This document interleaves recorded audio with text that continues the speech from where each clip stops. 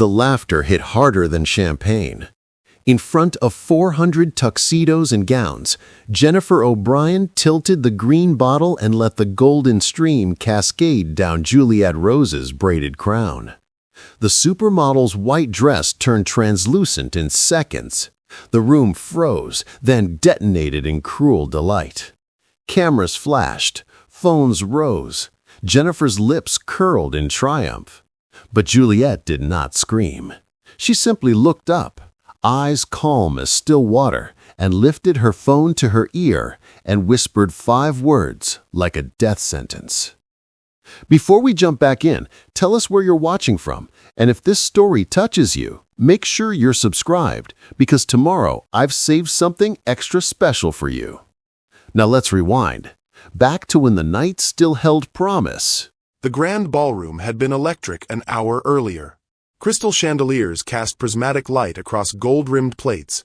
Pink and white roses spilled from crystal vases like carefully constructed waterfalls, and candelabras flickered with a kind of controlled elegance that only old money could afford.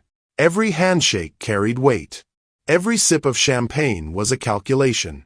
Every smile was a contract written in lipstick and teeth. This was Jennifer O'Brien's kingdom. She moved through the crowd with practiced grace, her platinum blonde waves catching the light, her green sleeveless gown clinging to her frame like liquid confidence. Red manicured fingers wrapped around champagne flutes, air-kissed cheeks that meant nothing, laughed at jokes that weren't funny. She had perfected the art of belonging in rooms like this, rooms where wealth wasn't discussed because it was simply assumed. Tonight was supposed to be Richard's coronation.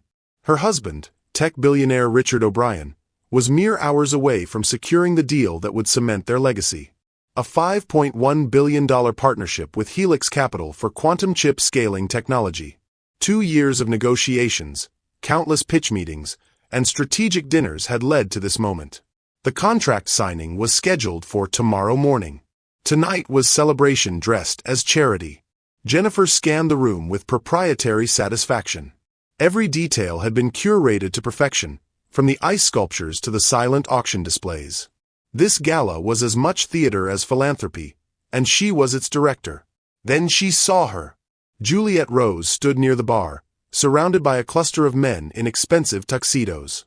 Her braided crown rose like a declaration, her white sleeveless gown elegant in its simplicity. She wasn't trying to command attention. She simply did. Jennifer recognized the faces around Juliette immediately. Marcus Chen from Helix Capital's board, David Laurent, their chief investment officer, and 2 other senior partners whose signatures would appear on tomorrow's contracts. Jennifer drifted closer, close enough to hear but far enough to remain invisible. "The quantum chip integration timeline you proposed is aggressive," Marcus was saying, swirling his scotch. "But the projections are sound." Juliette's voice carried warmth and authority in equal measure. Aggressive timelines create urgency.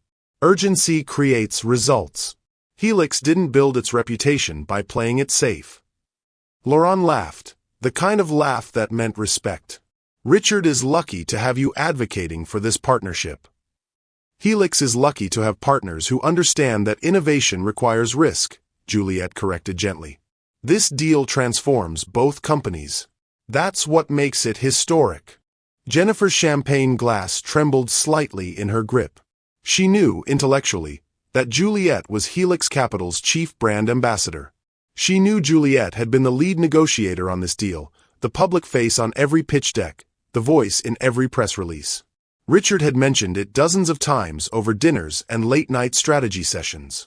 But knowing something and witnessing it were different species of understanding.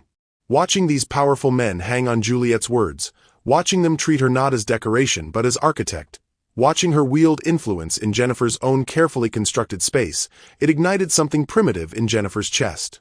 This was her territory, her husband's deal, her social sphere. And Juliette was at the center of it, glowing like she belonged there. One of the Helix partners raised his glass. "To tomorrow. To the future of quantum computing. To integrity and innovation," Juliette added. And they drank to that too. Integrity. The word stuck to Jennifer's ribs like a thorn.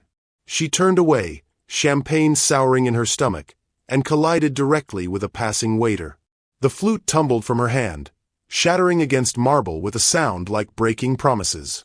Conversations paused. Heads turned. Jennifer's face flushed crimson as she watched champagne pool across Italian stone. When she looked up, Juliet was watching her with an expression that might have been concern or might have been pity. That look was gasoline on embers. Jennifer smiled through clenched teeth as staff rushed to clean the mess, but inside, something calcified. Jealousy crystallized into intent. She needed to reclaim her position, to remind everyone exactly whose event this was, whose world they were orbiting. She just needed the right moment. 2 hours later, that moment arrived. Jennifer retrieved a fresh bottle from the bar, the green glass cool and heavy in her palm. She tracked Juliet across the ballroom like a hunter sighting prey. The supermodel had taken a seat at one of the center tables, flanked by Richard on her left and Victor Lang, another Helix executive, on her right. They were engaged in quiet conversation, probably still discussing tomorrow's signing. Jennifer's heels clicked against marble as she approached. The conversations around her seemed to dim, as if the room itself sensed something coming. "You must be the ambassador," Jennifer said, arriving at Juliet's shoulder. Her voice dripped sweetness thick enough to choke on. "My husband speaks so highly of your presence." Juliet looked up, her expression open and genuine. "I appreciate that. Helix speaks highly of integrity." The word again, like a slap wrapped in velvet. Jennifer's smile hardened. She leaned closer, breath wine-sweet and sharp. "You know, not everyone can buy a seat at this table." Juliet's gaze never wavered. "Some of us built the table." Silence stretched between them, thin and brittle as ice over deep water. Then Jennifer raised the bottle and tipped it. The champagne caught the chandelier light as it fell, a golden arc that seemed to hang suspended for an impossible heartbeat. Then it struck Juliet's braided crown and exploded into cascading rivulets. The liquid streamed down her face, over her shoulders, soaking into the white fabric of her gown until it clung translucent against her skin. Gasps rippled outward like shock waves. Conversations died mid-sentence. Silverware clattered against plates. Then came the laughter. Hollow. Nervous. Complicit. Juliet sat perfectly still, champagne dripping from her lashes and pooling on the gold-rimmed plate before her. Her hands rested calmly on the table. She did not flinch.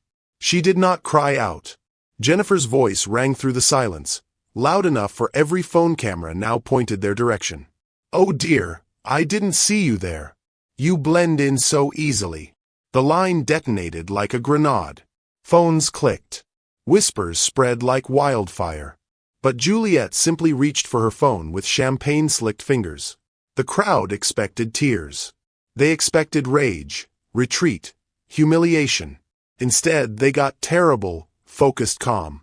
Juliet scrolled once, tapped twice, lifted the phone to her ear. Her voice, when it came, was silk over steel. "Proceed." One word. The temperature in the ballroom dropped 10 degrees. Within moments, screens across the room began lighting up. Notifications buzzed in pockets and purses like angry insects. Executives glanced at their phones, then at each other, confusion spreading across expensive faces. The headlines arrived before anyone could process what was happening. Breaking. Helix Capital terminates $5.1 billion term sheet with O'Brien Quantum Systems. Richard's phone vibrated against the table. He grabbed it, his face draining of color as he read the email that had just arrived in his inbox. The subject line was brutally simple. Contract termination notice. Jennifer's smirk began to crack at the edges. "What's happening?" Richard looked up at her, then at Juliet, then back at his wife. When he spoke, his voice was barely a whisper, but every word hit like a hammer. "That was our future you just baptized." The champagne bottle slipped from Jennifer's fingers and struck the floor with a dull thud that sounded, to her ears, exactly like the closing of a vault. Richard O'Brien stood with his back to the door, phone pressed against his ear so hard it left a white impression on his skin. Through the heavy oak panels, the gala continued its hollow pantomime of celebration.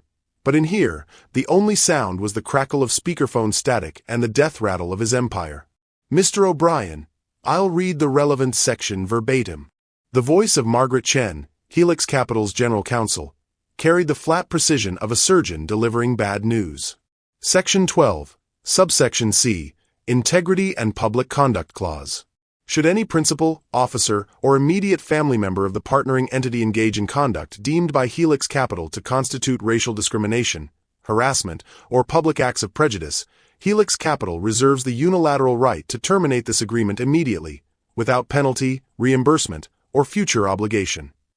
Richard's hand found the back of a wingback chair, gripping it like a lifeline. Margaret, my wife was drunk. She made a mistake.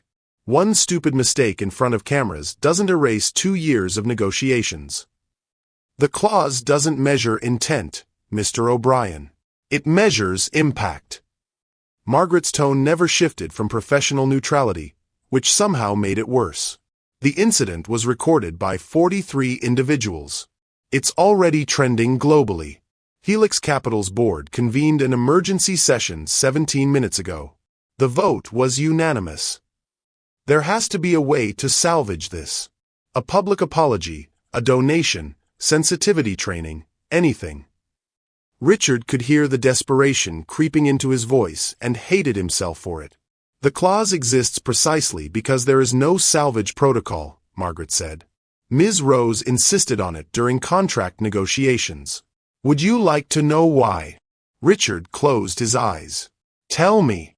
2 years ago, Juliet was negotiating a different partnership for Helix. Smaller deal, $800 million with a European semiconductor firm. During the final dinner, one of their board members made what he called a harmless joke about her appearance. Asked if she'd modeled the chipsets the way she modeled swimsuits. Margaret paused, letting the words settle. The room laughed. Juliet didn't. She walked out. The deal collapsed. Helix lost $800 million. So she tanked that deal too? Richard's voice carried an edge of bitter vindication. No, Mr. O'Brien. She taught us a lesson. Margaret's tone finally shifted, acquiring something almost resembling respect. After that incident, Juliet came to our executive board with a proposal. She said if Helix wanted her as the face of our partnerships, we needed to embed integrity into the contracts themselves. Not as performance theater, but as binding law. The board agreed. Every major deal since then has included the clause. It's been triggered twice before tonight. Both times, it saved us from partnerships with people who valued profit over principle. Richard felt something crack in his chest, a hairline fracture spreading through carefully constructed confidence. She planned this. She protected this, Margaret corrected. There's a difference. The termination notice is already filed with the SEC. Our PR team is drafting the public statement. I'm sorry, Richard. I know you worked hard on this. But Helix doesn't do business with families who treat people like your wife treated Ms. Rose tonight. The line went dead. Richard stood in the silence, staring at his phone screen as if it might rearrange itself into better news. The numbers began assembling in his head with brutal clarity. The $5.1 billion wasn't just investment capital. It was the keystone holding up his entire corporate architecture. Without it, the quantum chip division couldn't scale. Without scaling, the Q3 projections collapsed. Without Q3, the board would trigger his removal clause. Without the board's confidence, the stock would freefall. He pulled up his calculator app with shaking fingers and began the autopsy. The Helix deal represented 63% of projected revenue for the next fiscal year. Losing it created a hole that would take 4 years to fill under optimal conditions. But conditions wouldn't be optimal. The public nature of the termination would spook other investors. Partners would reassess. Competitors would circle. His company's market cap would drop by at least $2 billion in pre-market trading tomorrow. Possibly more if the video went as viral as it appeared to be going. He opened social media, and his stomach dropped. #ChampagneGate was already trending in 47 countries. The door burst open. Jennifer stormed in, her green gown still wet in patches, mascara smudged beneath her eyes like war paint applied by a shaking hand. Her platinum hair hung in damp sections around her flushed face. She looked like the aftermath of a hurricane trying to pretend it was still a party. Richard, thank God. Tell me you fixed this. Tell me you explained to them that it was just a joke that went too far. I was tipsy, the lighting was bad, I didn't mean anything by it. The words tumbled out in a rush, tripping over each other in their desperation to reshape reality. Richard looked at his wife as if seeing her for the first time. Really seeing her. Not the polished socialite who charmed donors or the strategic partner who knew which hands to shake, but the woman who had just poured champagne on another human being's head for the crime of being successful in her presence. A joke, he repeated, his voice hollow. You humiliated Helix Capital's lead negotiator in front of 400 witnesses and live cameras because you thought it was funny. It was a prank, Richard. She'll get over it. These people always do. We'll send flowers, make a donation to some charity she likes, and move on. Jennifer waved her hand dismissively, red nails cutting through air. You're acting like I committed a crime. I spilled some champagne at a party. You violated an integrity clause in a $5.1 billion contract. Richard's voice was rising now, control slipping like sand through clenched fists. A clause that Juliette Rose personally wrote into every Helix deal after someone disrespected her exactly the way you just did. Jennifer's face shifted, confusion giving way to defensive anger. How was I supposed to know about some clause? And why does she get a personal clause? Who does she think she is? She's the reason Helix was willing to partner with us in the first place. Richard turned back to the window, unable to look at her anymore. Her face was on every pitch deck. Her reputation was the guarantee. Investors trusted her judgment. And you just demonstrated to all of them that her judgment in trusting us was catastrophically wrong. So you're blaming me for your business deal falling apart? Jennifer's voice climbed an octave. Maybe if you'd built a partnership on something more solid than a supermodel's feelings, it wouldn't collapse because someone's ego got bruised. Richard spun around. Ego? You think this is about ego? He held up his phone, showing her the trending hashtag, the video with 8 million views and climbing, the headlines calling her a racist, calling him complicit, calling their company a liability. This is about you revealing exactly who you are when you think you have power over someone. And the whole world just watched you do it. Jennifer's mouth opened, then closed. For a moment, something flickered across her face that might have been recognition or shame. But it passed quickly, replaced by the defensive armor she'd perfected over years of never being wrong. She'll forgive me, Jennifer said, but her voice had lost its certainty. People always do. We have money, influence. This will blow over. She's already gone. Richard moved to the salon door and opened it slightly. Through the gap, they could see the ballroom's main entrance. Juliette Rose stood framed in the doorway, her white gown still damp but somehow more elegant for it, like marble after rain. She'd wrapped a black coat around her shoulders, and her braided crown remained perfectly intact despite everything. Paparazzi swarmed the entrance, cameras flashing in a strobe light frenzy. Security tried to clear a path, but Juliette held up one hand. She would leave on her terms.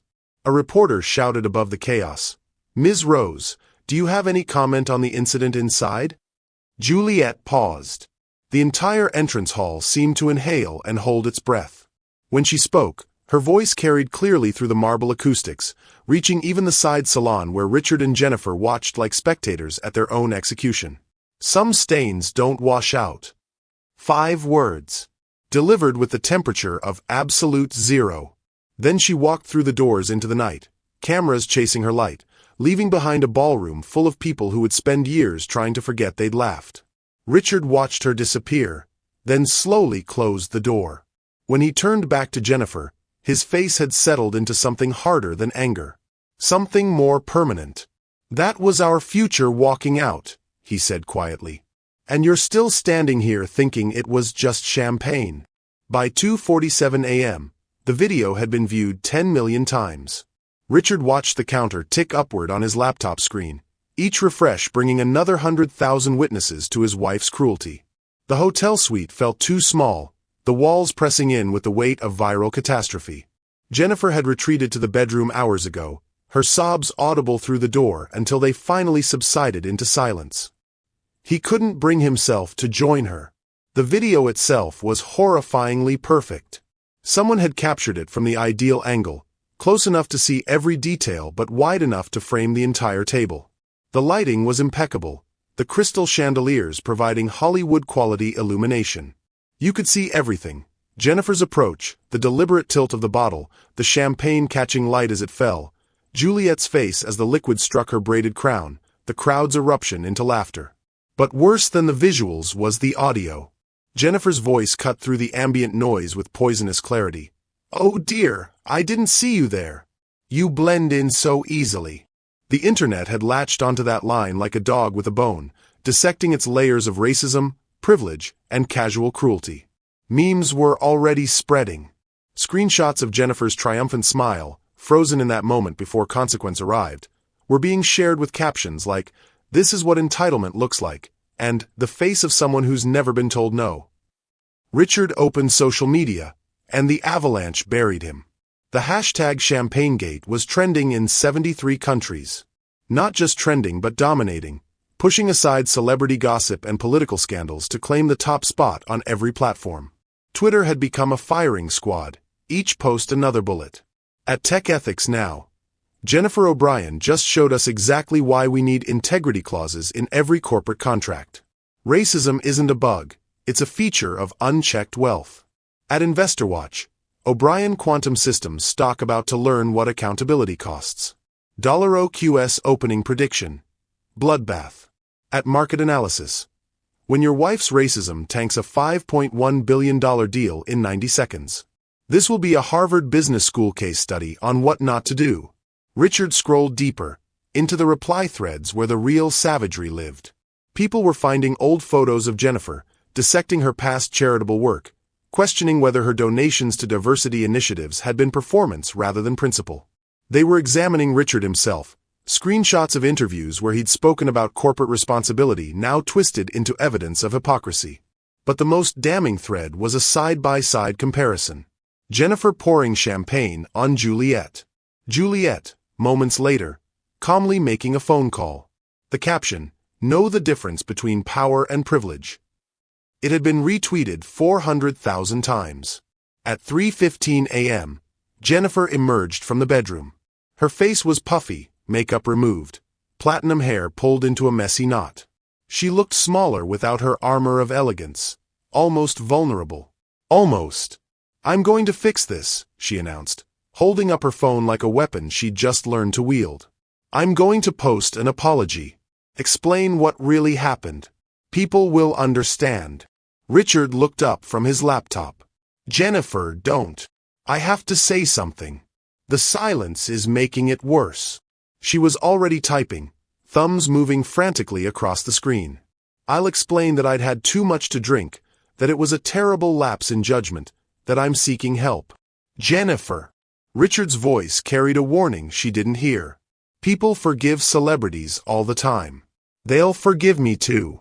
I just need to show them I'm human, that I made a mistake."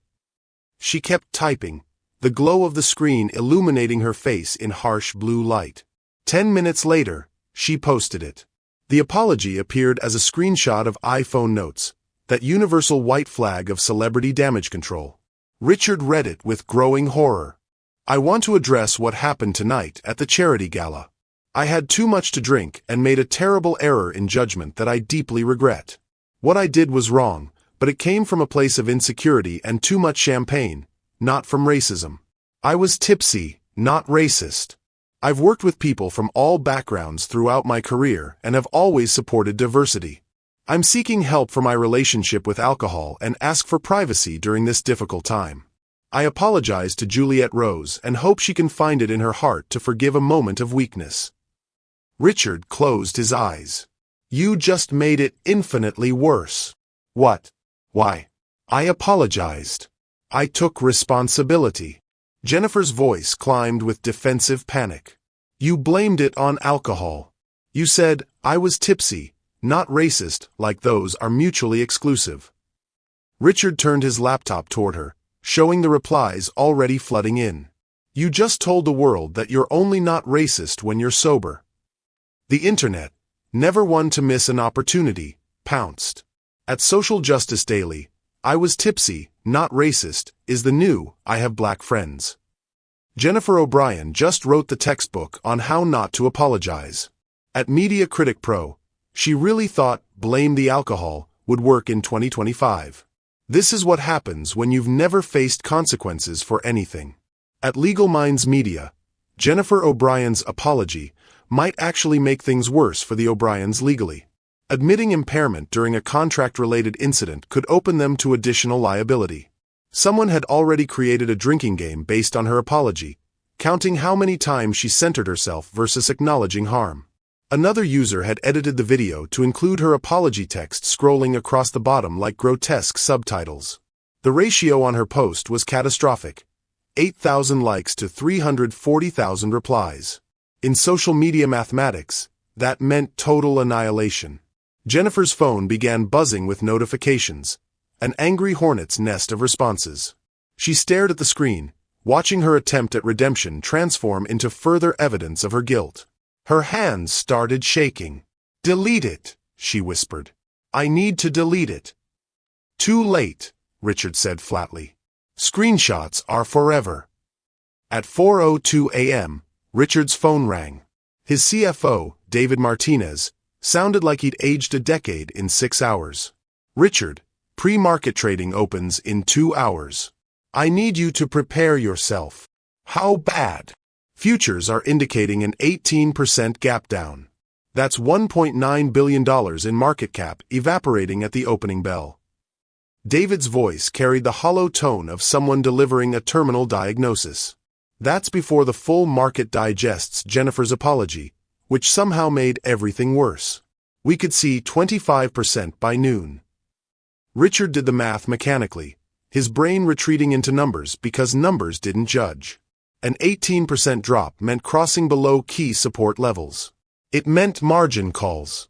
It meant institutional investors bailing. It meant the board would convene an emergency meeting by end of business tomorrow. "The board wants a call at 7, David continued. "They're going to ask what you're doing to contain this."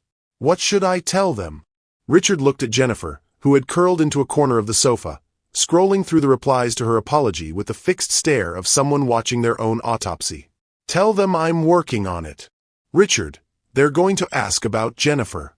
Whether she's stepping back from public appearances, whether there are plans for separation, whether—" "I know what they're going to ask." Richard cut him off. "Give me until the call." He hung up and opened a new browser window, searching for any news outlet that might offer a different angle, some perspective that didn't lead to total destruction. Instead, he found only consensus. This was a catastrophe of historic proportions, a case study in how privilege and prejudice could destroy a company faster than any market crash. But what struck him most was what he wasn't finding. Juliette Rose's social media accounts remained silent. No statement. No additional comment beyond those 5 words at the gala exit. Her last post was from 3 days ago, a photo of her at a Helix Capital strategy session, professional and poised. The silence was deafening. While Jennifer flailed and apologized and made things worse, while Richard scrambled to contain the damage, while the internet tore them apart with the efficiency of piranhas, Juliette simply said nothing. And somehow, that silence was the loudest sound in the entire catastrophe. Her restraint made Jennifer's desperation look even more pathetic. Her dignity made their panic look like confession. She didn't need to defend herself or attack them or explain anything. The video spoke for itself. The terminated contract spoke for itself. Their crumbling empire spoke for itself. At 5:33 a.m., Richard found himself watching the video again. And again. And again. He'd watched it perhaps 50 times now, but this time something different caught his attention. In the corner of the frame, barely visible, was a banner from the charity gala. The O'Brien Foundation logo, elegant and understated, positioned right behind where Jennifer stood as she poured the champagne. His wife's face, frozen in that moment of cruel triumph, was now permanently associated with his company. Not just in the metaphorical sense of being married to the CEO, but literally. Every share of that video carried his family name, his business, his foundation's logo, all framed around an act of calculated racism. Jennifer had become the face of O'Brien Quantum Systems. Not in the way his PR team had carefully cultivated over years of strategic appearances and philanthropic photo ops, but in the way that would define them forever. He clicked refresh on the video. 11 million views. Refresh again. 11,200,000. The counter climbed as he watched, each new view another witness, another judge, another person who would forever associate the O'Brien name with the sound of champagne hitting someone's head and the laughter that followed. Richard closed his laptop slowly, the way one might close a casket. In 7 hours, the market would open. His stock would crater. His board would call. His empire would begin its measured collapse. But none of that hurt quite as much as the realization now settling into his bones like radiation. His wife's cruelty had achieved something his millions in marketing never could. She'd made them unforgettable, just not in any way he could survive. The O'Brien Tower stood like a glass monument to ambition in the pre-dawn darkness, its upper floors blazing with light at 3 a.m. like a distress beacon. Richard rode the private elevator alone, watching the city shrink beneath him through the transparent walls. Somewhere down there, the video was still spreading, the view count still climbing, his empire still collapsing in real time. The elevator chimed at the 42nd floor. Executive suite. Boardroom. Jennifer tried to follow him out. Mrs. O'Brien. Marcus Webb, head of security, stepped into her path with the apologetic firmness of someone following orders he didn't enjoy. The board has requested this meeting remain limited to voting members and essential personnel. Jennifer's face flushed. Essential personnel? This is my husband's company. Our company. The board's directive was explicit, ma'am. Marcus didn't move. Richard kept walking toward the boardroom doors, unable to look back. Behind him, he heard Jennifer's voice rising with indignation, then Marcus's patient repetition of policy, then the sound of her heels clicking in angry retreat. Not far, though. He knew she wouldn't go far. The boardroom smelled of coffee and anxiety. 8 faces turned toward him as he entered, none of them friendly. His board of directors sat arranged around the obsidian conference table like judges at a tribunal. Most had been roused from sleep, their expensive suits slightly rumpled, their expressions ranging from concern to barely concealed fury. David Martinez stood at the head of the table beside a projection screen. His role shifted from CFO to executioner. Richard took his seat at the opposite end, the length of polished stone between them feeling like a chasm he'd never cross again. Gentlemen. Caroline. Richard nodded to the sole woman on the board, Caroline Zhang, who'd been his earliest investor and strongest advocate. Her face remained neutral, which somehow felt worse than anger. Let's begin, said Thomas Hendricks, the board chairman. Silver-haired and surgically precise in all things, Thomas had built 3 unicorns before retiring to advisory roles. He didn't tolerate inefficiency or excuses. David, present the analysis. Martinez clicked to the first slide. The projection screen filled with a graph that looked like a cliff face. O'Brien Quantum Systems projected revenue with the Helix deal shown in blue, without it shown in red. The red line dropped off the chart entirely by Q3. Without the Helix partnership, David began, his voice steady but grim, we miss Q3 revenue projections by 42%. That's $2.7 billion in expected income that no longer exists. Our current runway gives us approximately 8 months before we hit critical cash flow problems. Click. Next slide. A waterfall chart showing cascading consequences. The Helix deal wasn't just revenue. It was validation. 37% of our institutional investors base their positions on the quantum chip scaling timeline that partnership enabled. David's laser pointer traced the falling blocks. We've already received termination notices from 6 major clients who had committed to purchasing our chips specifically because of Helix integration capabilities. More will follow. Caroline Zhang leaned forward. What's the market impact projection? Pre-market opened 23 minutes ago. We're down 22% and falling. David clicked to a live feed showing their stock price in freefall. At this rate, we'll lose $3.2 billion in market cap by opening bell. Bloomberg is calling it the fastest brand value destruction they've documented outside of criminal indictments. The room absorbed that in silence. Thomas Hendricks removed his glasses, cleaning them with deliberate precision. Walk us through the termination. I want to understand exactly what triggered Helix's withdrawal. David glanced at Richard, who nodded almost imperceptibly. Section 12, subsection C of the Helix contract, the Integrity and Public Conduct Clause. Any act of racial discrimination or public prejudice by principals or immediate family members triggers immediate termination without penalty to Helix. David pulled up the contract language. Jennifer O'Brien's actions at the charity gala constituted clear violation. The incident was witnessed by over 400 attendees and recorded by multiple devices. Current video views exceed 14 million. Jesus Christ, muttered Gregory Walsh, a venture capitalist who joined the board 2 years ago. How did we not know about this clause? Because it's standard in all Helix contracts now, said a voice from the corner. Everyone turned. Victor Lang sat in one of the observer chairs along the wall, his presence so unobtrusive that most had forgotten he was there. He'd been invited as a representative from Catalyst Ventures, a minority stakeholder, but now he leaned forward into the light with the expression of someone who'd been waiting for this exact moment. I'm sorry, Victor, Thomas said carefully. You sound like you have information we don't. Victor stood, buttoning his jacket. I do.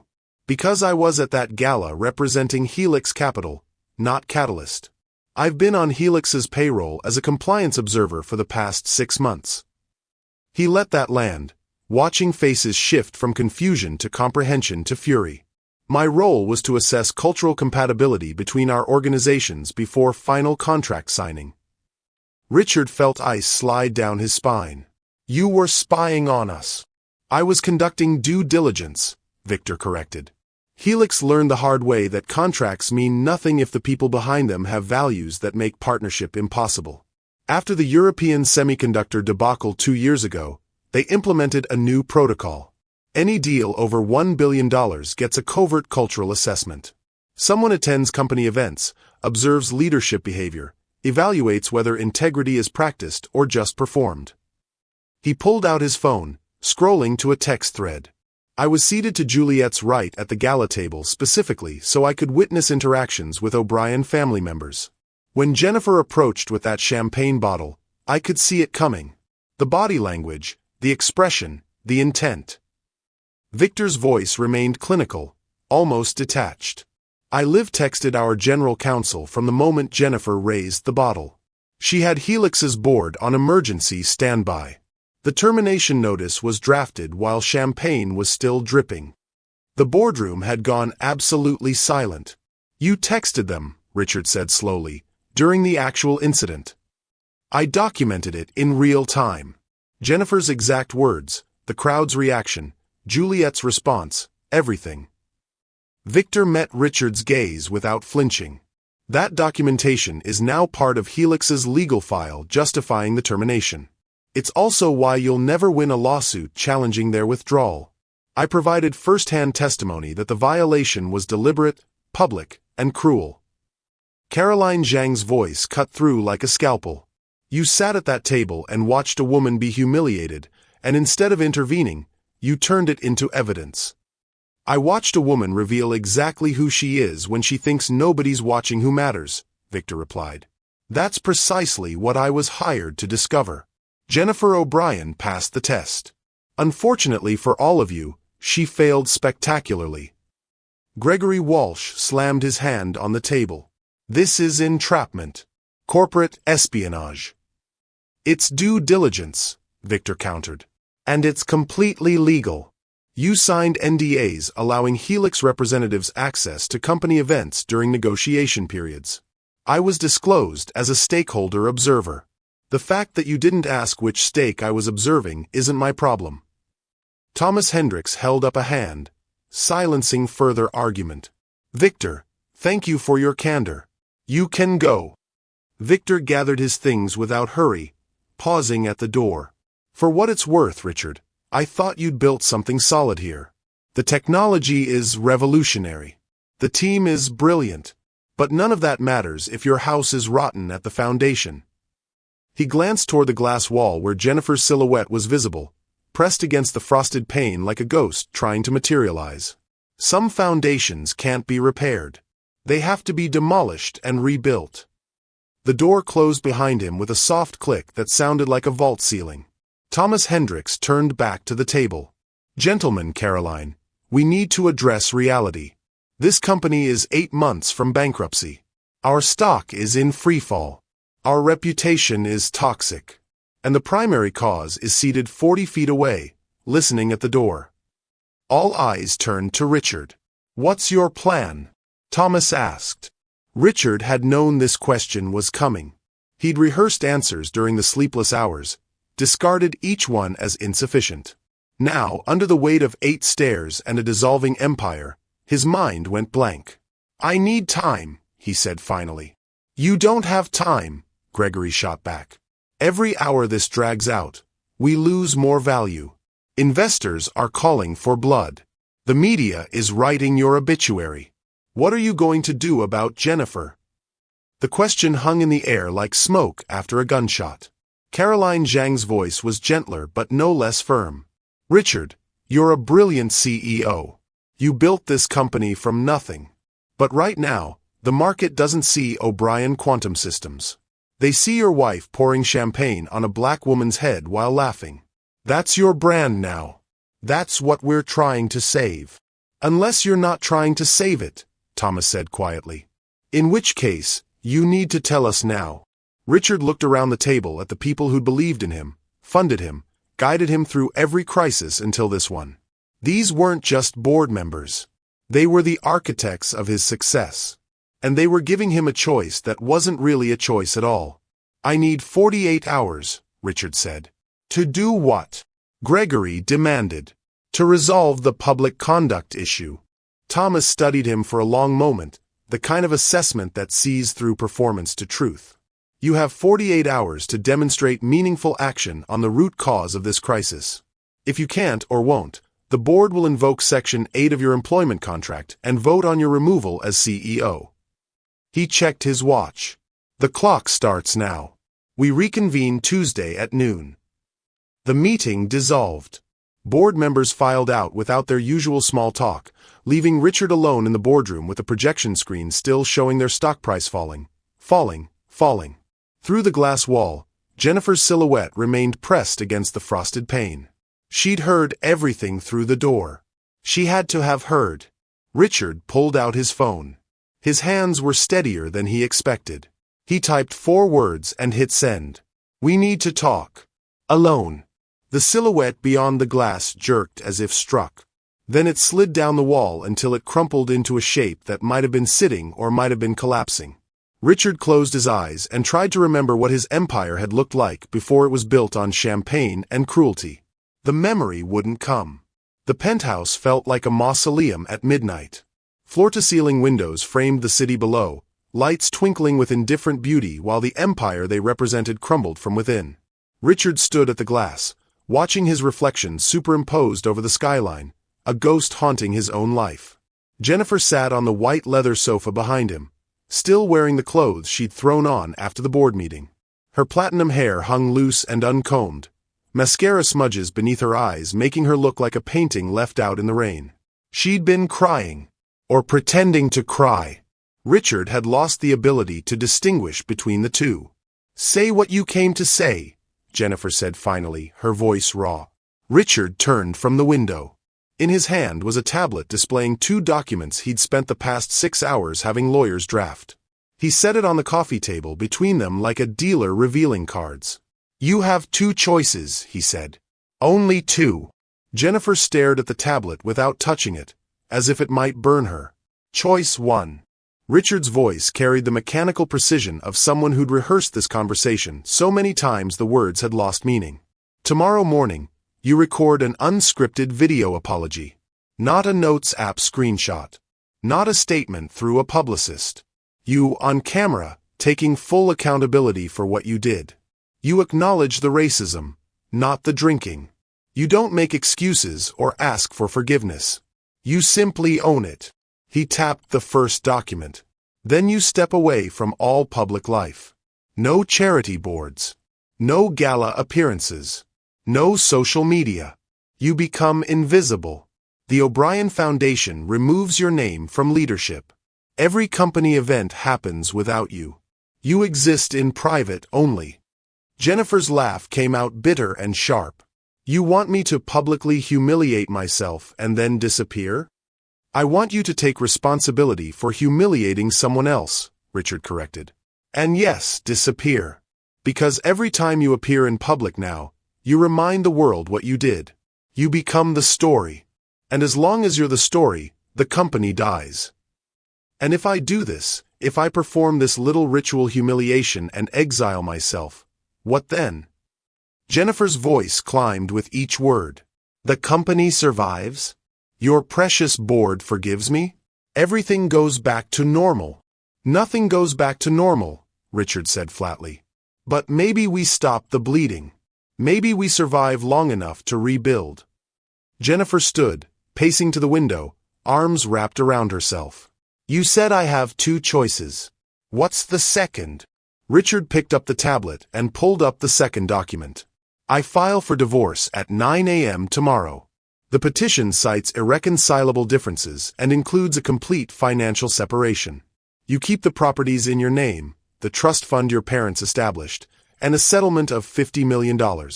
I keep the company, full custody of our reputation, and the ability to tell investors that the problem has been excised. The silence that followed felt heavy enough to crack glass. Jennifer turned slowly. You'd divorce me to save your company. I divorce you to save what's left of my integrity, Richard replied. The company is already dead. But maybe my name doesn't have to die with it if I demonstrate that I don't accept what you did. That I won't tolerate it. That I'm willing to lose everything, including my marriage, rather than stand beside someone who thinks champagne is an appropriate weapon against people she considers beneath her. You're really going to play the moral high ground card? Jennifer's voice turned venomous. You stood beside me for 12 years while I was exactly who I am. You benefited from every connection my family provided, every door my name opened. You married me because I came with the right pedigree, the right network, the right appearance. And now, when one mistake makes me a liability instead of an asset, suddenly you've developed principles. The accuracy of the accusation hit like a physical blow. Richard absorbed it, nodded slowly. You're right. I married you for all the wrong reasons. I overlooked things I shouldn't have overlooked. I convinced myself that your casual prejudices were just the rough edges of old money upbringing, that they'd smooth out with time and exposure. He met her gaze. I was wrong. And complicit. And now I'm out of time to be either. Jennifer laughed, but there were tears in it now. So those are my choices? Become a pariah or become your ex-wife. Those are the only choices that might save us both. There's a third choice, Jennifer said, her voice dropping to something dangerous. I refuse both. I ride this out. In a week, some celebrity will have a scandal and everyone will forget about champagne and galas. The internet has the attention span of a goldfish. This will blow over. Richard shook his head. It won't. You violated a contract clause that cost us $5.1 billion. That's not gossip. That's precedent. That's the kind of case study they teach in business schools for the next 20 years. Then we fight it. We spin it. We hire better PR. Jennifer was pacing now, her mind clearly racing through alternatives. We find something on Juliet, some skeleton in her closet. Everyone has something. We make her the story instead of me. Jennifer, stop. Or we claim she baited me. That she was rude earlier in the evening. That I was defending myself. Jennifer's voice climbed with desperate momentum. The video doesn't show the full context. We control the narrative. There is no narrative that makes what you did acceptable. Richard's voice cut through her spiral. There's no spin sophisticated enough to turn pouring champagne on someone's head while mocking their race into anything other than what it was. Jennifer stopped pacing. Her face shifted, cycling through emotions too quickly to track. Anger, fear, defiance, desperation. Then it settled on something harder. Watch me, she said. 18 hours later, the tabloid story hit. Richard was in his office, fielding calls from institutional investors threatening to dump their positions, when his phone exploded with notifications. The headline blazed across gossip sites simultaneously. Exclusive. Inside source claims Juliette Rose staged champagne incident for publicity. The story, credited to an anonymous source close to the O'Brien family, painted an elaborate narrative. Juliette had been losing relevance in the modeling world and needed a viral moment. She deliberately provoked Jennifer throughout the evening, making cutting remarks about Richard's business acumen. The champagne incident was the culmination of Juliette's calculated campaign to manufacture victimhood and tank the Helix deal as revenge for some unnamed slight. It was desperate, transparent, pathetic. It was also unmistakably Jennifer's work. Richard recognized her particular brand of revisionist history, the way she could almost convince herself of alternative realities if she repeated them often enough. His phone rang. David Martinez, voice tight with panic. Richard, please tell me Jennifer didn't do this. She did. Jesus Christ. Do you have any idea how much worse this makes everything? We went from racist incident to racist cover-up. The stock just dropped another 8% on this news alone. Richard closed his eyes. How long until it falls apart? It already has. David sent a link. Richard opened it to find a statement from Juliette Rose's legal team, posted 12 minutes after the tabloid story broke. Attached was security footage from the gala, multiple angles showing Jennifer's evening in comprehensive detail. The footage was damning in its completeness. It showed Jennifer watching Juliette from across the room earlier in the evening, her face twisting with barely concealed envy. It showed the moment Jennifer dropped her champagne glass and Juliette's expression of concern, not mockery. It showed Jennifer retrieving a fresh bottle and tracking Juliette like prey. It showed the premeditated approach, the deliberate positioning, the moment of decision before the pour. There was no provocation, no instigation. Just calculation culminating in cruelty. The statement from Juliette's team was surgical. The security footage speaks for itself. We will not dignify false accusations with further comment. Some people reveal themselves through their actions. Others reveal themselves through their lies. Social media detonated. The tabloid story that was supposed to rehabilitate Jennifer's image instead became Exhibit B in the case against her character. Now she wasn't just racist. She was a racist and a liar willing to slander her victim. The memes were vicious. Screenshots of Jennifer's envious stare from the security footage paired with her tabloid claims. The hashtag shifted from Champagnegate to Champagne Liar. Richard's phone buzzed. A text from an unknown number. Harbor Coffee Shop. 6 a.m. tomorrow. Come alone. VL. Victor Lang. Richard arrived at the coffee shop as dawn broke over the harbor, painting the water in shades of gold and pink that felt obscene given the circumstances. Victor sat at a corner table, 2 espressos already waiting. You look like hell, Victor observed as Richard sat. I feel worse. Victor slid 1 espresso across the table. I'm here against my better judgment. But Juliette asked me to extend an offer. Once. Richard's exhausted mind struggled to process. Juliette wants to talk? Juliette wants to end this before it destroys more than it already has. Victor leaned forward. She's not vindictive, Richard. She's principled. There's a difference. What she did at the gala wasn't revenge. It was consequence. But she takes no pleasure in watching you disintegrate. Then why am I here? Because she'll consider reopening negotiations with Helix on one condition. Victor's voice dropped. Jennifer is completely removed from any connection to O'Brien Quantum Systems. Not just the public face. Everything. Her name off the foundation. Her shares transferred or sold. And most importantly, she's removed from your life. Richard's hands tightened around the espresso cup. You're saying divorce. I'm saying Jennifer's continued presence in any capacity makes partnership impossible. Helix won't work with a company where she maintains influence, financial stake, or even indirect access through marriage. Victor's gaze was steady. Juliette isn't demanding this out of spite. She's protecting Helix's integrity.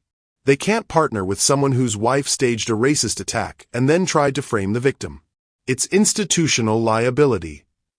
And if I refuse? Then you rebuild without Helix. Without most of your current investors. Without the next 18 months of projected revenue. Victor shrugged. It's your choice. But you're out of time to pretend there's a middle path. Richard stared at his reflection in the dark espresso, distorted and bitter. You're asking me to end my marriage to save my company. I'm asking you to decide what you value more. A relationship built on privilege and prejudice, or everything you actually built with your own hands. Victor stood, dropping cash on the table. Juliet will wait 48 hours for your answer. After that, she moves on. And Richard, so should you. Victor left. Richard sat alone, watching the sun rise over water that didn't care about his choices, his company, or the empire currently crumbling because his wife couldn't tolerate someone else's success. His phone vibrated. A text from Jennifer. Where are you? Richard looked at the message for a long time. Then he typed a response. Getting coffee. Don't wait up. He hit send and watched the harbor catch fire with morning light, trying to remember who he'd been before he'd built his life on someone else's cruelty. The memory wouldn't come. So he ordered another espresso and started calculating what divorce would cost. It turned out the answer was everything he had left, which meant it was exactly what he could afford. 7 days after champagne became a weapon, Richard returned to the scene of the crime. The grand ballroom stood empty in afternoon light, chandeliers dimmed, tables cleared, the stage bare except for a single chair positioned at center. The pink and white roses were gone, replaced by the sterile smell of industrial cleaner that couldn't quite erase the memory of 400 witnesses and one act of cruelty that had dismantled an empire. Jennifer stood with her back to the entrance, staring at the exact spot where she'd poured the bottle. She wore a black dress today, severe and elegant, her platinum hair pulled into a tight chignon. From behind, she looked composed. Regal, even. Richard knew better. You asked me to meet you here, Jennifer said without turning. I assume this location is meant to be poetic. It's meant to be clear. Richard walked down the center aisle, his footsteps echoing off marble. In his hand was a manila envelope, legal-sized, heavy with consequence. Jennifer finally turned. Her face was carefully made up, but no amount of concealer could hide the shadows beneath her eyes or the tightness around her mouth. She'd aged a decade in a week. They both had. I've been thinking about what you said, Jennifer began, her voice carrying the rehearsed quality of someone who'd practiced this conversation. About the video apology. I'm willing to consider it. If we do it together, as a united front. You beside me, showing the world we're facing this as a team. Richard stopped 10 feet away, the distance feeling simultaneously too close and impossibly vast. There is no team anymore, Jennifer. He held out the envelope. She stared at it like it was a snake. What is that? Dissolution of marriage petition. Filed this morning at 9 a.m. with the county clerk. Richard's voice remained steady, clinical, though his hands wanted to shake. You're being served.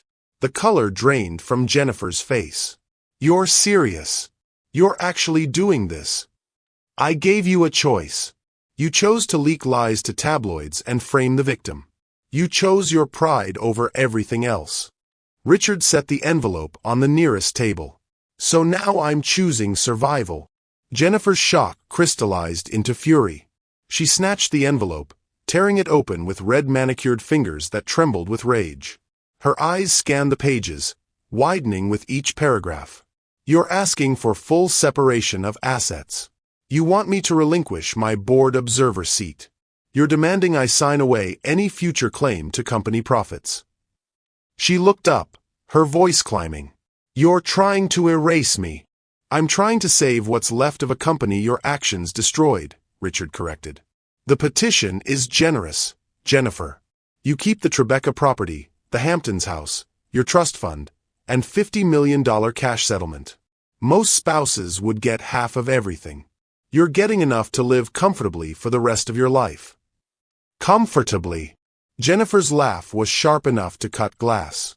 You think this is about money? This is about you abandoning me the moment I became inconvenient. This is about you caring more about your precious company than your wife.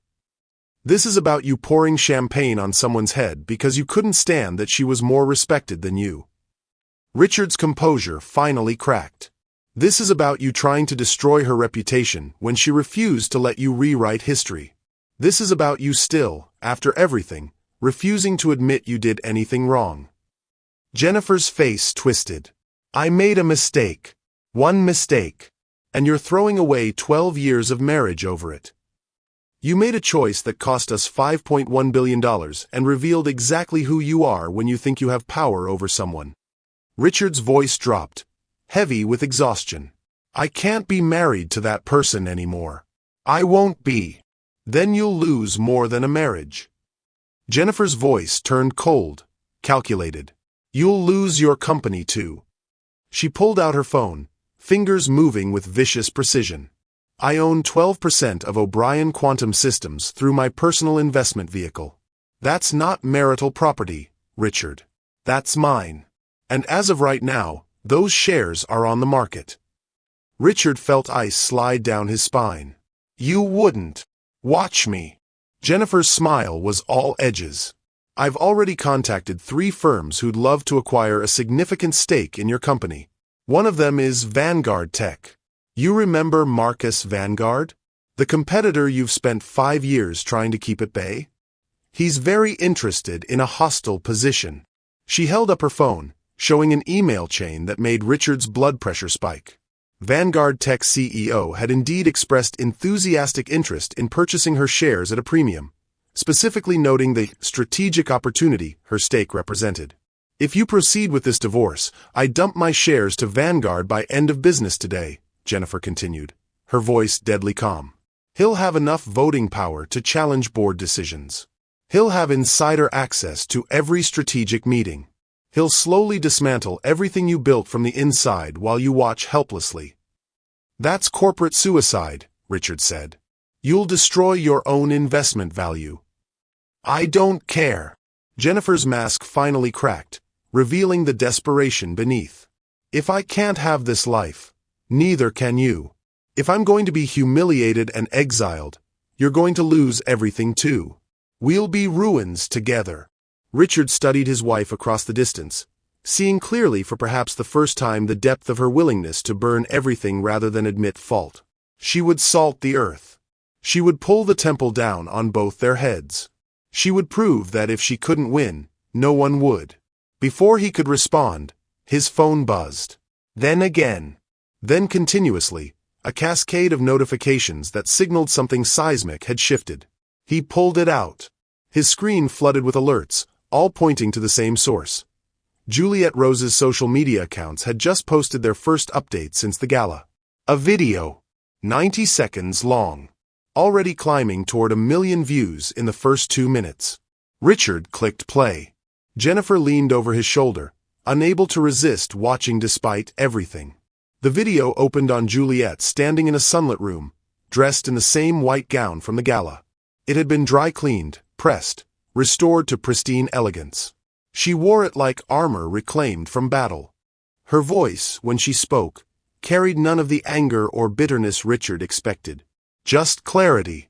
A week ago, someone tried to humiliate me because she couldn't tolerate my success in her space. What she didn't realize is that humiliation only works if you accept the narrative that you deserve it. I never did. Juliette's gaze was steady, direct, speaking to the camera as if to a single person rather than millions.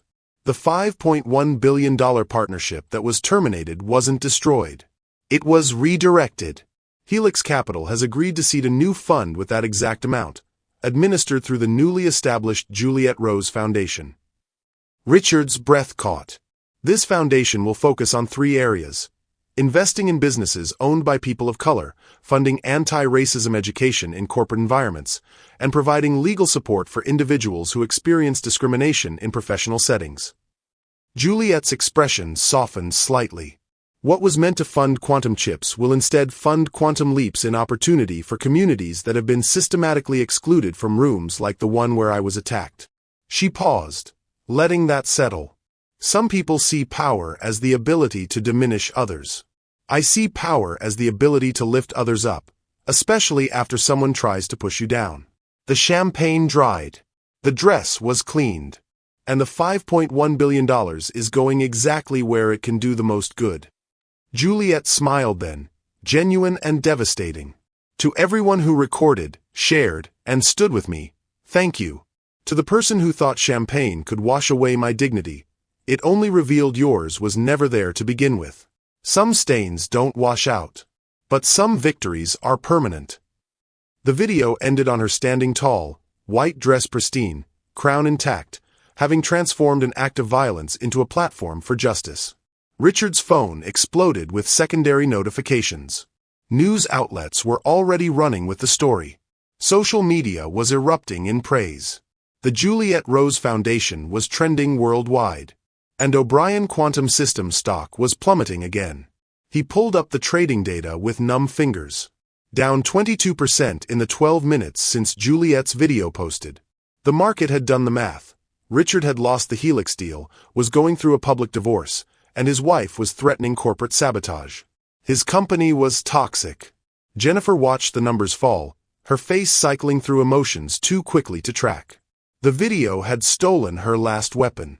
She could threaten to sell shares to Vanguard, but who would want a stake in a company that was actively disintegrating? Her 12% was worthless leverage now. She wins, Jennifer whispered. She gets $5.1 billion and global admiration, and I get divorce papers and public hatred. She didn't win, Richard said quietly. She survived. There's a difference. He turned toward the exit, leaving the divorce papers on the table between them like a bridge burned. Richard! Jennifer's voice stopped him at the doorway. Was I ever anything more to you than a convenient wife? He looked back at her, small and lost in the empty ballroom where she'd been queen for one night before becoming exile. I honestly don't know anymore, he said. I'm not sure you were ever anything more to yourself. He left her there. Hours later, after the venue had closed and the cleaning staff had gone home, Jennifer used her foundation access code to return. The ballroom was dark except for emergency lighting casting long shadows across empty tables. She found the AV control panel and pulled up the gala footage from the venue's recording system. The giant screen above the stage flickered to life, and there it was. The video from 7 days ago, now viewed over 30 million times worldwide. Jennifer stood in the center of the ballroom, watching herself on the screen above. Watched herself approach with the bottle. Watched herself pour. Watched the champagne cascade down Juliet's braided crown. Watched the room explode in laughter. Watched her own face light up with triumph. She played it again. And again. And again. Each time, she searched for something that would justify what she'd done. Some provocation she'd missed. Some context that would explain the cruelty. Some angle that would make her the victim instead of the villain. Each time, she found only herself, pouring champagne, mocking someone for existing too successfully in her proximity. I still don't see what I did wrong, she whispered to the empty ballroom, her voice echoing off marble and crystal. Above her, on the giant screen, her recorded self smiled in triumph, frozen in the moment before consequence, forever preserved in the second when she still believed power meant the ability to diminish others without cost. The video looped. Jennifer stood alone beneath her own cruelty, watching it again and again, trying to find the narrative where she wasn't the villain. She never would.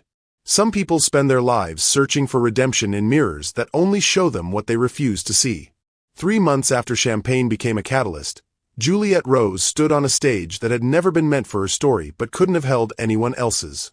The Helix Capital Innovation Summit took place in a converted warehouse in Brooklyn, all exposed brick and industrial skylights flooding the space with autumn light. 2,000 seats filled with venture capitalists, tech founders, journalists, and activists who'd watched her transform humiliation into history. The energy in the room crackled with anticipation, the kind that precedes either revolution or revelation. Juliet wore white again. Always white now. It had become her signature, her statement, her reminder that some stains tried to mark you but ended up marking themselves instead. 3 months ago, she began, her voice carrying to the back row without microphone amplification. Someone tried to erase me with champagne and cruelty. Today, I'm here to announce what we've built from that moment.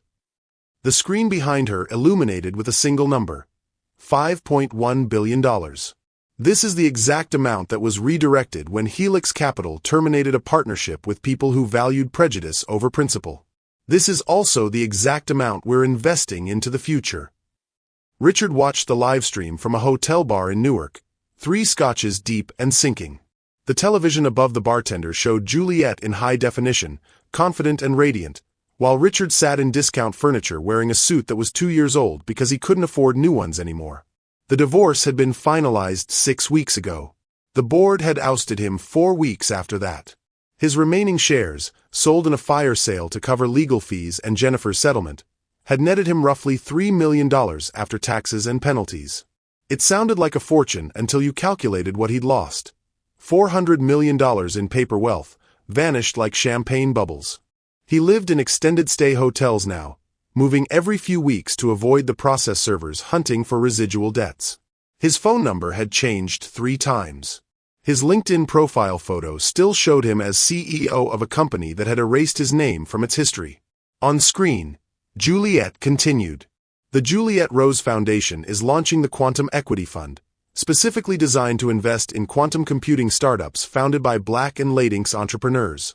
For too long, this technology has been dominated by people who look like the rooms I'm often told I don't belong in.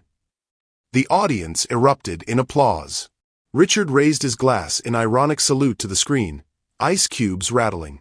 The fund will provide not just capital but mentorship, infrastructure access, and most importantly, protection.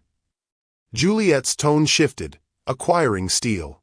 Every contract will include integrity clauses. Every partnership will have cultural compliance oversight. We're not just funding companies. We're funding ecosystems where excellence isn't questioned because of melanin. The camera cut to the audience, panning across faces reflecting hope, determination, validation. Then it caught something else, a disturbance near the back entrance. Security guards moving quickly. A flash of platinum blonde hair. Richard sat forward, scotch forgotten. Jennifer pushed through the crowd with a manic determination of someone who'd stopped calculating consequences. She wore a press badge clipped to a navy blazer, her hair wild despite obvious attempts to tame it, her makeup applied with a shaking hand of desperation or day drinking or both. "This is a lie." Jennifer's voice cut through Juliet's presentation like breaking glass. "This whole foundation is built on a lie." The audience turned as one. Cameras swiveled. Juliet paused mid-sentence, her expression shifting from surprise to something resembling pity. Security guards reached Jennifer, but she twisted away, stumbling toward the stage. "She set me up. The whole thing was staged for this exact moment. She wanted that money for herself and used me as the villain in her publicity stunt." "Ma'am, you need to leave." A security guard grabbed Jennifer's arm. She wrenched free, lurching closer to the stage. "I demand the right to speak. I demand the chance to tell my side." Juliet's voice cut through the chaos, calm as still water. "Let her approach." The security guards hesitated. The audience murmured uncertainty. But Juliet descended the stage steps with unhurried grace, walking directly toward Jennifer until they stood face to face in the aisle. "You want to tell your side?" Juliet asked quietly, her microphone still live, broadcasting every word. "Tell it." Jennifer swayed slightly, whether from emotion or substances unclear. Up close, Richard could see through the screen how much she'd deteriorated. The expensive clothes hung differently. The confidence had curdled into desperation. She looked like someone drowning who'd forgotten how to swim. "You ruined my life," Jennifer said, loud enough for the back row. "You took my husband, my reputation, everything I built, because I made one mistake at a party." "I didn't take anything," Juliet replied, her voice still gentle but firm. "You poured champagne on my head while mocking my race in front of hundreds of people. You violated a contract clause that protected against exactly that behavior. You then tried to frame me as the aggressor when confronted with consequences." She paused. "I didn't ruin your life, Jennifer. I just stopped letting you ruin mine. This foundation is blood money, built on destroying my family." Jennifer's voice climbed toward hysteria. This foundation is built on $5.1 billion that would have funded people who tolerate racism in their families, Juliet corrected. Now it funds people who've survived racism their entire lives. If that feels like destruction to you, maybe examine what you think deserves to survive. Jennifer lunged forward. Not violently, but desperately, reaching for Juliet as if physical contact might transfer understanding or forgiveness or some magical reset of the past 3 months. Security moved fast. 2 guards caught Jennifer's arms, pulling her back. She struggled, shouting, a broken recording of accusations and justifications, and demands that the world acknowledge her pain. "Ma'am, you're trespassing," the head of security said firmly. "That press badge is fraudulent. You need to leave now or you'll be arrested." "Arrest me then," Jennifer screamed. "Let them see what she's done. Let them see how she destroys people." So they did. The cameras captured everything as handcuffs clicked around Jennifer's wrists. Her continued shouting as security escorted her toward the exit.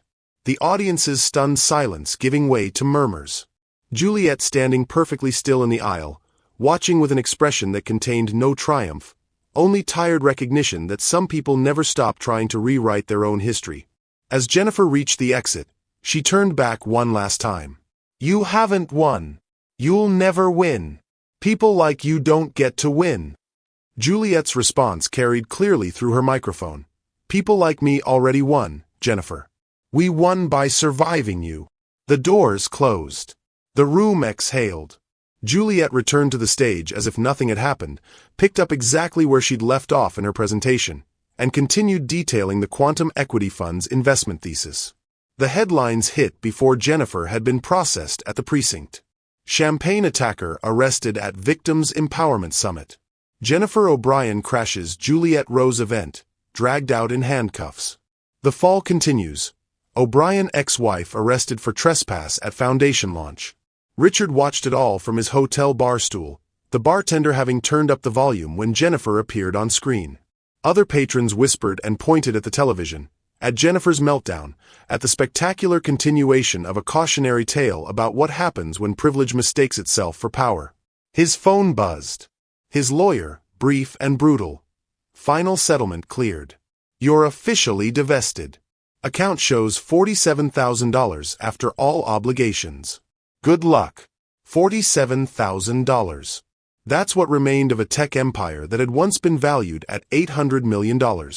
Richard had signed away his last shares 3 days ago, desperate to cover Jennifer's legal fees from the trespassing charge because despite everything, despite the divorce and destruction and disgrace, some part of him still felt responsible for the monster he'd enabled. He pulled up his banking app, confirming the number. $47,000. Enough to live on for maybe 6 months in extended stay hotels. Not enough to rebuild. Barely enough to survive. On screen, Juliet was taking questions from the audience. A young black woman, maybe 25, stood at the microphone. "Ms. Rose, how do you maintain grace when people like Jennifer O'Brien try to drag you down?" Juliet's answer was immediate. "I remember that their attempts to diminish me say everything about them and nothing about me. I remember that my success isn't diminished by their hatred. And I remember that the best response to someone trying to destroy you is to build something they could never imagine." The audience rose in standing ovation. The cameras captured faces transformed by hope, by seeing someone who looked like them command a stage and redirect $5.1 billion toward their futures. Richard finished his scotch and signaled for another. The bartender poured with the sympathetic efficiency of someone who'd seen countless people drink away their failures.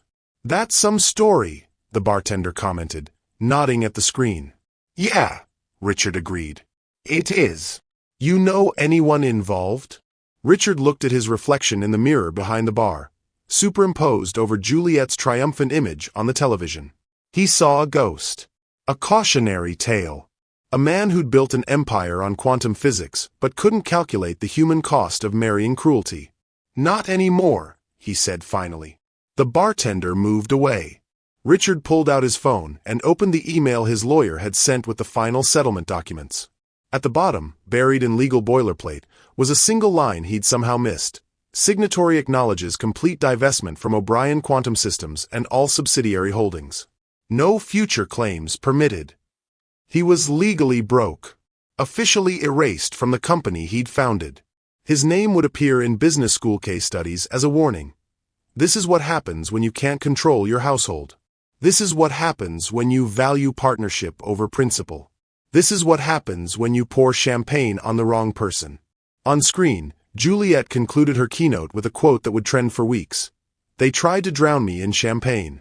I chose to build boats for everyone else they threw overboard. The summit ended to thunderous applause. Richard watched the live stream fade to black, then to advertisements for upcoming Helix Capital events, none of which would ever include his name again. He left cash on the bar, overpaying because the numbers didn't matter anymore. 47,000 or 46,000, both were equally insufficient to rebuild what he'd lost. Outside, Newark traffic hummed with indifferent efficiency. Somewhere in the city, Jennifer was being released from custody, her mugshot already viral, her fall from grace complete. Somewhere else, Juliet was celebrating with people who'd turned her humiliation into a movement. And Richard stood on a sidewalk outside a hotel bar, legally broke and cosmically broken, finally understanding what Victor Lang had tried to tell him that morning at the harbor. Some foundations can't be repaired. They have to be demolished completely before you can build anything worth standing on. He just wished he'd understood that before he'd built his entire life on champagne and cruelty. 6 months after the summit, Juliet Rose stood before financial reporters in a Helix Capital conference room, announcing numbers that rewrote the narrative of possibility. The Quantum Equity Fund closed this morning at $7.2 billion, she said, her voice steady as bedrock. We began with $5.1 billion redirected from a partnership that valued prejudice over principle. The additional $2.1 billion came from institutional investors who recognized that diversity isn't charity. It's competitive advantage. The cameras flashed. Questions erupted. But Juliet's smile contained something deeper than triumph. It contained vindication for every person who'd ever been told they didn't belong in rooms where decisions worth billions were made. We've already funded 17 quantum computing startups, she continued. 73% are profitable within their first year. That's triple the industry average. Turns out when you invest in brilliance, regardless of what it looks like, brilliance delivers. The press conference would trend globally. The fund would become a case study in ethical investing. And somewhere across the river in a modest apartment in Queens, Richard O'Brien would watch the coverage on a laptop balanced on a second-hand desk, feeling something between pride and profound loss. Richard's apartment was 800 square feet of functional survival. IKEA furniture assembled imperfectly. A kitchen with 3 plates and 4 forks. Windows overlooking a bodega that stayed open until 3 a.m., its neon sign flickering like a broken promise. The walls were bare except for a framed certificate. Introduction to Computer Science Teaching Credential. He taught coding now. 3 days a week at a community center in the Bronx, working with kids aged 12 to 17 who'd never touched a computer that wasn't a phone. The pay was $22 an hour. The commute took 90 minutes by subway. The satisfaction was the only currency he had left that meant anything. Mr. O, you coming to Marcus's demo day Friday? Tiana, one of his best students, caught him after class. 15 years old, braids wrapped in colorful thread, coding ability that would have landed her internships at companies Richard used to run. Wouldn't miss it, Richard said, packing up his materials. His facial recognition algorithm is college-level work. He says you taught him everything. Tiana studied him with the unfiltered curiosity of teenagers who hadn't learned to pretend they didn't see things. Were you really that rich tech guy who lost everything? Richard paused. The kids knew. Of course they knew. The internet was forever, and his fall had been spectacular enough to become legend. I was, he admitted. But I'm learning that what you build matters more than what you own. Tiana considered this. My mom says you probably deserved it. No offense. None taken, Richard said, because what else could he say? Your mom's probably right. He took the subway home through evening rush, surrounded by people living lives that had never included private jets or board meetings or watching your wife destroy everything because she couldn't tolerate someone else's success. Normal people. Working people. People who would find $47,000 life-changing rather than catastrophic. Richard had burned through most of it covering basic survival. Rent, food, the teaching certification program, the laptop he needed for work. He had maybe $8,000 left. He'd need to find additional income soon, maybe weekends at a coffee shop or freelance coding work. He was, by every measure that had previously mattered to him, a failure. He was also, for the first time in years, sleeping through the night. The trial began on a Tuesday morning in civil court, downtown Manhattan, courtroom 7B. Jennifer O'Brien v. Juliette Rose Foundation, a defamation countersuit that had evolved from Jennifer's trespassing arrest into something far more costly. Richard sat in the gallery, anonymous in the back row. He'd been subpoenaed as a witness but hadn't been called yet. Jennifer's legal team was running a strategy of portraying her as the victim of a calculated takedown, claiming Juliette had engineered the entire incident to launch her foundation on the fuel of manufactured outrage. It was desperate. It was also all they had. Jennifer sat at the defendant's table in a conservative gray suit, her platinum hair now darker, cut shorter, styled to suggest humility she didn't possess. She'd lost weight. Her hands trembled slightly when she thought no one was looking. 6 months of being unhireable, unmarriageable, and universally reviled had carved her into something harder and more brittle. Juliette testified on the third day. She wore navy blue, professional but not aggressive, her braided crown replaced by a simple low bun. When she took the stand and placed her hand on the Bible, her voice carried the same calm that had defined her since the beginning. Jennifer's attorney, a nervous man named Patterson who'd taken the case for exposure and was regretting it, approached with aggressive confidence. "Ms. Rose, isn't it true that you provoked my client throughout the evening of the gala?" "No," Juliette said simply. "Isn't it true that you made disparaging remarks about her husband's business acumen?" "No." "Isn't it true that you positioned yourself strategically to be recorded when the incident occurred?" "I was seated at an assigned table," Juliette replied, her tone never shifting from neutral. "I didn't choose the location. The gala organizers did." Patterson pulled up the security footage, playing it on the courtroom monitors. "Doesn't this show you remaining suspiciously calm during the attack? Almost as if you expected it." "It shows me choosing not to give someone the satisfaction of my breakdown," Juliette corrected. "There's a difference between expecting cruelty and refusing to be destroyed by it." The courtroom murmured. The judge, a black woman in her 60s named Lawson, leaned forward slightly. Patterson, sensing he was losing ground, shifted tactics. "Ms. Rose, you've profited significantly from this incident.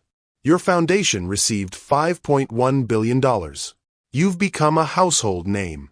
Doesn't it strike you as convenient that my client's moment of poor judgment became your launching pad?" Juliette's expression didn't change. Your client didn't have a moment of poor judgment. She had a moment of revealing exactly who she is. That I chose to build something positive from her attack doesn't make me responsible for the attack itself. "But you admit you've benefited." "I admit I survived." Juliette's voice finally acquired an edge, sharp as surgical steel. "I admit that when someone tried to humiliate me for existing successfully while black, I decided to redirect the resources they lost toward ensuring other people who look like me don't have to endure the same treatment. If you consider that profit, Mr. Patterson, you might want to examine what you consider loss." The gallery erupted in restrained applause. Judge Lawson gavelled for order but didn't look displeased. Patterson had no more questions. On the 5th day, Jennifer took the stand. Her testimony started controlled, rehearsed, hitting the notes her legal team had drilled. She'd been drinking, the environment was stressful, she'd made a terrible mistake but not a racist one, she'd been destroyed by a vindictive campaign orchestrated by someone who wanted her money and status. Then the prosecution, representing Juliette's countersuit, began cross-examination. "Mrs. O'Brien, you leaked a story to tabloids claiming Ms. Rose staged the incident, correct?" "I was trying to provide context." "Yes or no, please?" Jennifer's jaw tightened. "Yes." "That story was proven false by security footage showing your premeditated approach, correct?" "The footage didn't show the full evening." "Yes or no?" "Yes." You then crashed Ms. Rose's foundation summit with a fraudulent press badge and attempted to disrupt her presentation, correct? I had a right to defend myself. Yes or no, Mrs. O'Brien? Yes. Jennifer's composure cracked. Yes, I crashed her little victory party because someone needed to tell the truth. She stood up there like some kind of saint, taking money that should have gone to my husband's company, building her empire on the ruins of mine. Your husband's company terminated the partnership because of your actions, correct? Because of her clause. Her manipulative little insurance policy that she inserted specifically to weaponize situations like this. The attorney stepped closer. Mrs. O'Brien, who poured the champagne? I did, but who mocked Ms. Rose's race in front of 400 people? It was a joke. Who leaked false stories about the victim? She's not a victim, she's a... Who crashed a private event and had to be removed by police? Because she stole my life. Jennifer was shouting now, tears streaming, all pretense of control evaporated. She took my husband, my reputation, my future, everything I worked for. She walked into my world and destroyed it because I made one mistake. One mistake. The courtroom went silent. Ms. Rose didn't steal anything, the attorney said quietly. You gave it to her. Didn't you? Jennifer stared at him, chest heaving, mascara running, the last shreds of her defense torn away. From the witness box where she'd been recalled for rebuttal, Juliet spoke. Her voice carried clearly through the silence, gentle but immovable. You handed it to me in a champagne bottle, Jennifer. The words hung in the air like a verdict before the verdict. Judge Lawson called a brief recess. When court reconvened, Jennifer had been sedated, her attorney requesting medical evaluation. The trial continued without her testimony, her meltdown having provided more evidence than any cross-examination could manufacture.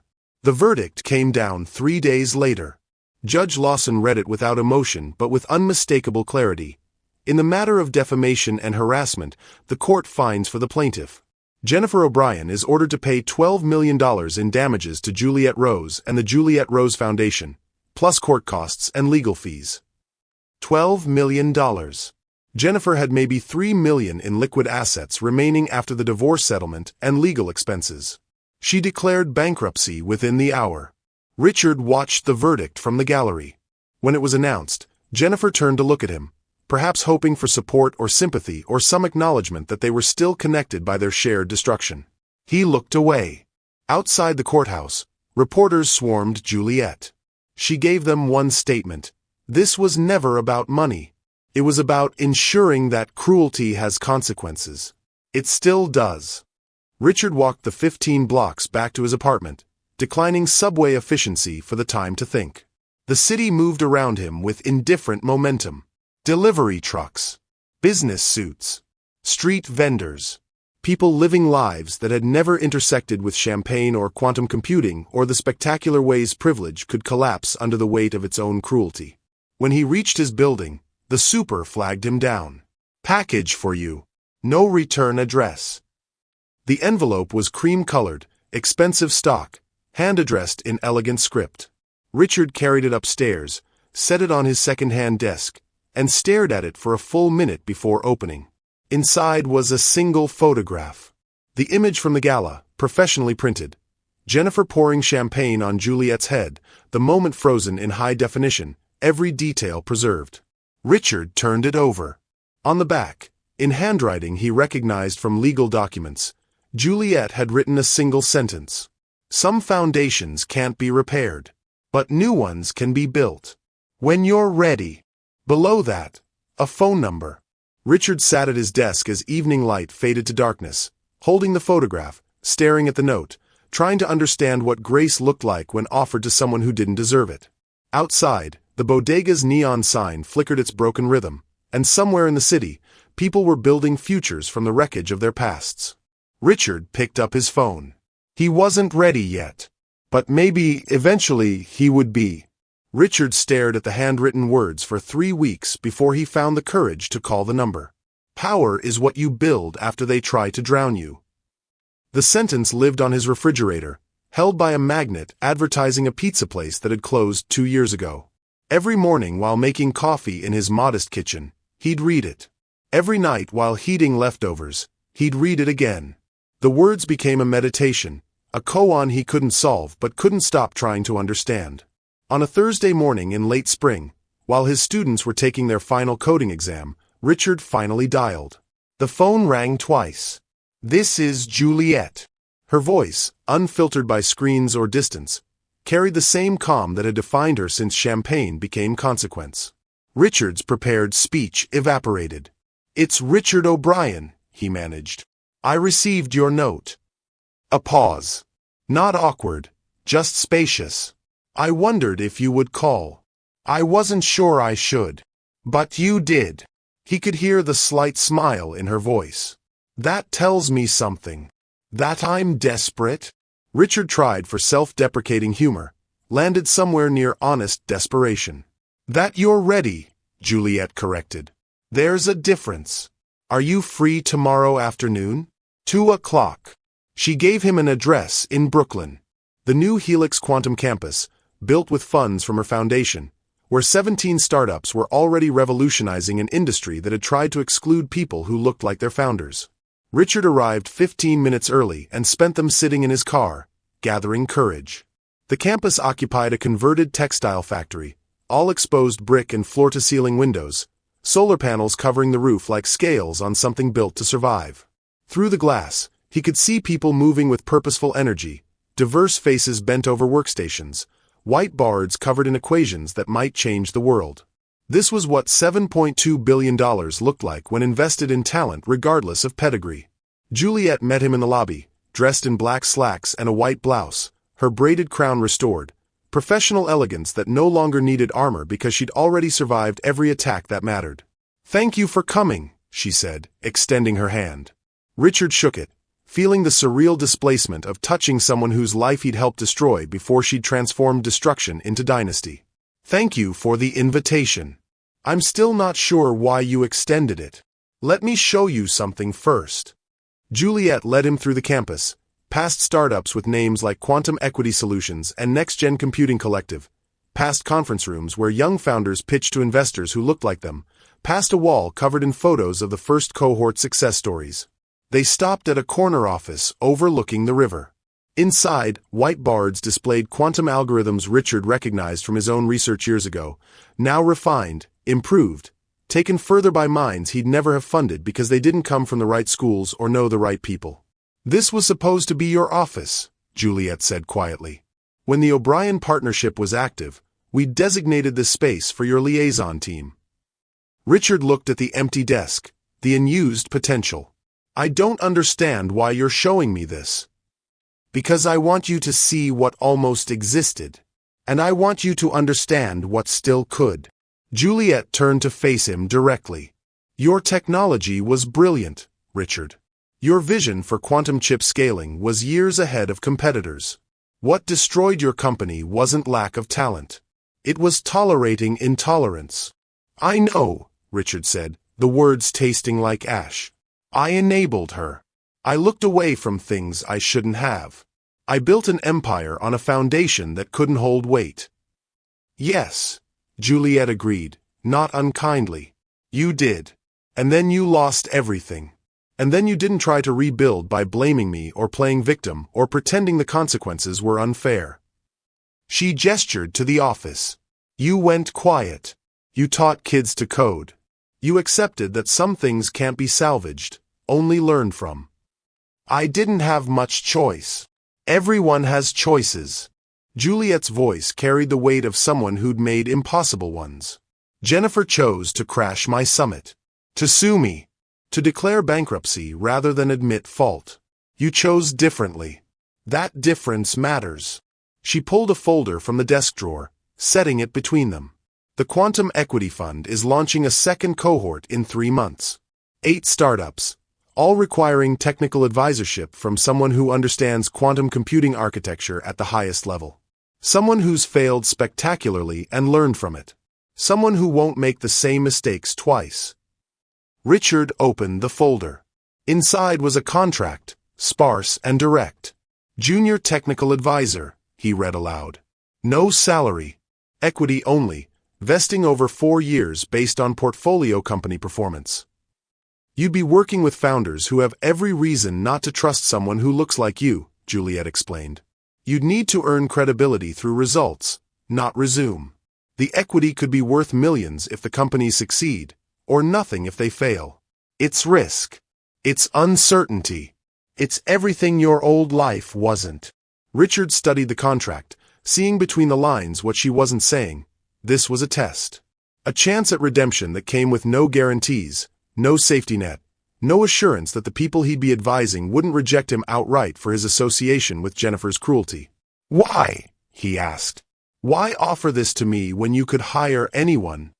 Juliet considered the question, gaze drifting to the window overlooking the river. Because I believe in what people build after they've been broken. Because the kids you teach deserve to see that failure isn't final. Because someone once told me that some foundations can't be repaired, they have to be rebuilt completely. She looked back at him. I'm curious what you'll build now that champagne washed away everything false. Richard felt something crack in his chest, but not the way things had cracked during the divorce or the board meeting or the moment he'd watched his stock price crater. This crack felt like ice breaking before spring. I accept, he said. And Juliet, thank you for the grace I don't deserve. Redemption isn't about deserving, Juliet replied. It's about earning. Quietly. Consistently. Until the person you were becomes the foundation for someone better. They shook hands again, longer this time, sealing not just a contract but a possibility that consequences could eventually transform into second chances. Across the river, in a discount store off Canal Street, Jennifer O'Brien restocked champagne bottles on a shelf that smelled like floor cleaner and resignation. She wore a red vest over a white shirt, name tag pinned crooked. Jennifer, happy to help. Her platinum hair was pulled into a practical ponytail. Her hands, once manicured red for power, were chapped from box cutting and inventory management. She made $16.50 an hour. She lived in a studio apartment in Hoboken. She was 35 years old and unrecognizable from the woman who'd poured champagne like a weapon. The bankruptcy had taken everything. The properties, sold at auction. The trust fund, seized for damages. The settlement from Richard, consumed by legal fees. What remained was this: stocking shelves, avoiding mirrors, existing in the anonymous margins of a city that had once celebrated her presence. She lifted another bottle from the case, green glass catching fluorescent light, and turned toward the shelf. Through the store's front window, across the street, a new billboard had gone up overnight. Juliet Rose's face, 3 stories tall, elegant and unmistakable. Below her image, text in bold white letters, The Juliet Rose Foundation, building futures, not empires. Jennifer froze. The bottle slipped from her hands. It struck the concrete floor with the same sound champagne made hitting marble at a gala 9 months ago. Glass exploded outward, golden liquid spreading in a pool that caught the light exactly the way it had when she'd thought herself powerful enough to humiliate without cost. The store manager appeared. Jennifer, that's coming out of your paycheck. Clean it up. She stared at the shattered glass, at the billboard beyond, at the face of the woman she'd tried to erase now towering over the street in triumphant permanence. Jennifer. Now. She grabbed the mop from the back room and began cleaning, each stroke erasing champagne from concrete the way nothing could erase the video from the internet or the consequences from her life. Above the store, Juliet's billboard face watched with calm omniscience, a reminder that some people become cautionary tales while others become legends, and the difference is measured not in champagne but in character. Jennifer finished cleaning. The floor was spotless. The broken glass was swept away. But across the street, the billboard would remain, a permanent testament to what happens when cruelty meets consequence and consequence builds something cruelty could never imagine. She returned to stocking bottles, mechanical and numb, trying not to look at the window, failing constantly. Somewhere in the city, in a converted textile factory overlooking the river, Richard O'Brien was learning quantum algorithms from founders who'd been told they didn't belong in rooms like this, discovering that the hardest code to debug was the one running through his own history. Somewhere else, Juliet Rose was recording a promotional video for the foundation's expansion, her voice clear and unwavering as it would be replayed across subway stations and bus stops and billboards for months to come. They tried to drown me in champagne. I chose to build boats for everyone else they threw overboard. Because power isn't what you inherit. It's what you build after they try to drown you. And some stains? Some stains don't wash out. They become signatures. They become proof that you survived. They become the ink that writes the next chapter. The video would go viral again, of course. Everything Juliet touched now turned to gold, or equity, or justice, or all three simultaneously. But that night, in her apartment overlooking a city that finally saw her clearly, Juliet took off her crown, hung up the white dress that had become her signature, and allowed herself to be simply human. She'd survived. She'd transformed. She'd turned a bottle of champagne into a $7.2 billion foundation. But survival wasn't the same as unscathed, and transformation wasn't the same as unbroken. Some nights, she still felt the champagne hitting her scalp, still heard the laughter, still tasted the moment when she'd had to choose between collapsing and making a phone call that would change everything. She'd chosen power. Real power. The kind that builds rather than destroys. But she'd earned every dollar of that power through dignity she'd had to defend, through grace she'd had to weaponize, through consequences she'd had to enforce when the world wanted to look away. Tomorrow, she'd put the crown back on. Tomorrow, she'd wear white and stand tall and continue building futures from the wreckage of other people's prejudice. Tonight, she allowed herself to remember what it cost to become a legend. And decided, as she always did, that it was worth it. Because some stains become signatures. And some signatures change the world.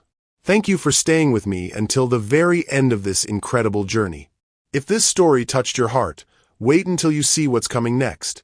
It's even more powerful and inspiring than you can imagine. So don't go anywhere. Click on that video showing on your screen right now to dive into another amazing story that will absolutely blow your mind. Trust me, you won't regret it.